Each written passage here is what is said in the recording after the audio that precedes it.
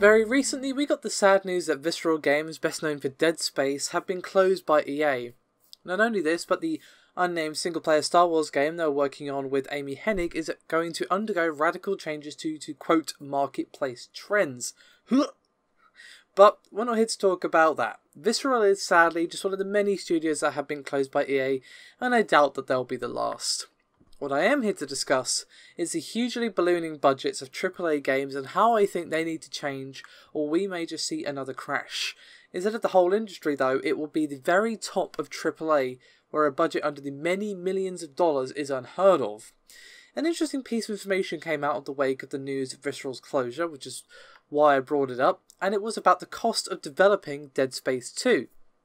There was a series of tweets from Zach Wilson, who wrote, quote, Dead Space 2 cost $60 million to make, and they were merciless with their budget, and they only sold 4 million copies, and it wasn't enough. Then he followed up with, quote, because you've got to spend $60 million marketing it, and you take a huge hit from MS and retailers taking their cut. This is far from the first time we've had a what the hell moment when a huge amount of sales is just not enough. I'm sure you all remember Square saying that 3.4 million copies sold in a single month wasn't enough to meet their sales expectations for Tomb Raider. At the time, that struck me as insane. How disproportionately huge was the budget for this game for this to be the case? And I got a similar feeling when I read the statement from Zach regarding Dead Space 2. When a game sells 4 million and that isn't enough, it's kind of a sign of a larger problem, and not the first sign of it either, as I just said with the Tomb Raider thing.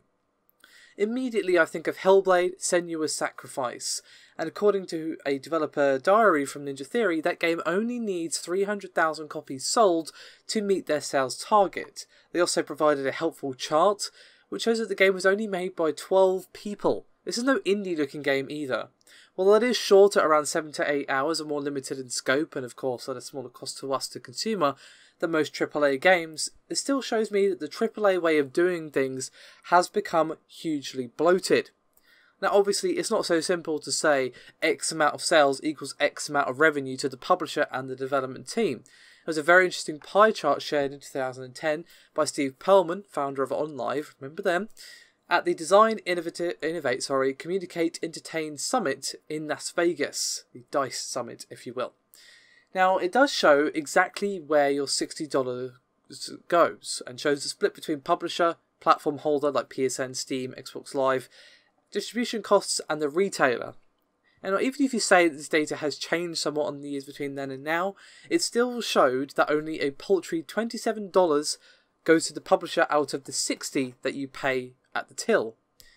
Now obviously with that the publisher has to pay wages, pay licensing costs for the programs their developers use, and obviously mundane stuff like paying the electricity bill and the rent for the office. This is where it becomes clearer why, despite sales in the millions, games like Dead Space 2 are considered a quote-unquote failure. But I still think that something needs to change within how the AAA industry does things. Again, when a team of 12 can make a game like Hellblade, it really raises questions about why the team sizes for a lot of games are so staggeringly huge. Now obviously not every game can be Hellblade, and not every game should be. But the reason I keep bringing it up is, it shows you can make a AAA quality game without the hugely inflated budget.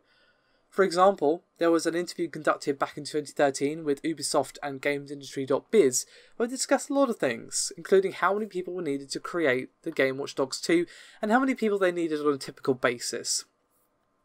Now they spoke with the who at the time was a managing director of Ubisoft Reflections, Pauline Jackie, not exactly sure on the pronunciation, and at the time it shone a bright light on the huge amount of people required to make an open world sandbox like that in Watch Dogs, which obviously was in the headlines at the time. And she said, quote, it's very actually standard at Ubisoft now to do AAA games, like for the new PS4 console, you need teams of up to 600 guys, so you can't just do it at one site. She then went on to detail how many people she needed across various areas, but the total team size at the time for Watch Dogs was 270. 270 people. I think this is where the biggest problem lies with game development. I have no doubt that it takes a lot of people, a lot of hours to make a game like Watch Dogs or any other sandbox game, but does it need 270? It's hard to say. The problem here is we are losing studios and interesting games because the AAA gaming industry refuses to even think that there might be a problem.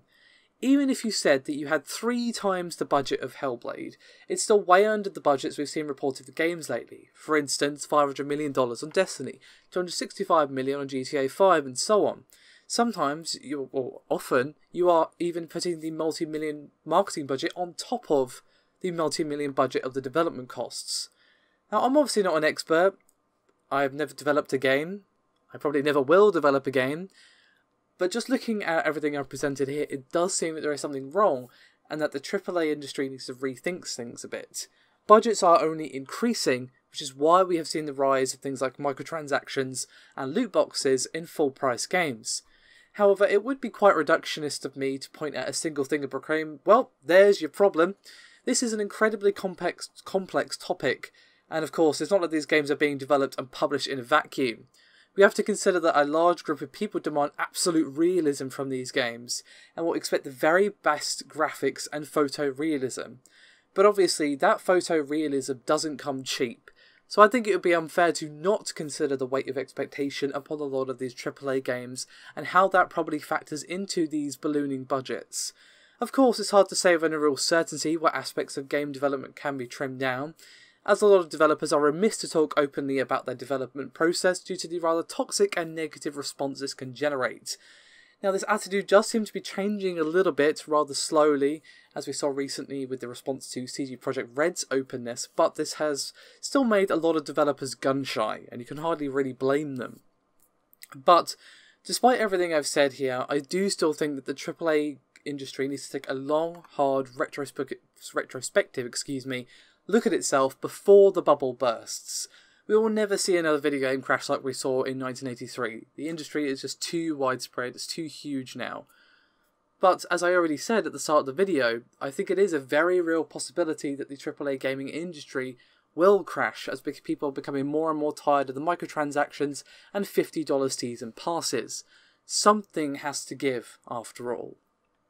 Again, I wish I had more information on how a typical AAA development process goes. Now, the information that was shared by Ninja Theory on the development of Hellblade is certainly illuminating, and obviously there are some games where we know a little bit more about how they were developed, but it's still hard to paint a complete picture. Now, obviously, with Hellblade, there was only the one main character to animate. That's why she looks so well animated, and obviously, again, it's a fairly scripted experience and a shorter experience than, say, a sandbox or whatever. But despite that, I still think, because it's such a huge difference in the amount of sales required, that there is definitely some fat that could be trimmed from the usual typical AAA process. And I think that's where a look needs to be taken by shareholders and CEOs and whatever to see, hey, there's a problem here, how can we fix it? I don't think this will happen anytime soon. They're content for the moment to charge us ridiculous amounts of DLC and put microtransactions in games, but the backlash for that has been boiling for quite some time, and I think it is going to burn them before too long, and that is probably then that we'll see things change. It's not like I want people to lose their jobs or anything, but I also think that the costs of developing games is too high. Does it need to be so high? It's hard to say. But I definitely think it needs to be at least looked at. If they look at it and go, no, we can't cut anything here without massive job losses or whatever, then okay, we'll have to figure it out another way. But they're not even looking, at least from what I can see, and that feels like the frustrating thing. They're canning interesting ideas like the Star Wars thing because of quote-unquote marketplace trends, because, damned if we have any creativity, let's just follow the marketplace brainlessly and just give people what they already have. But people don't know what they want until they have it.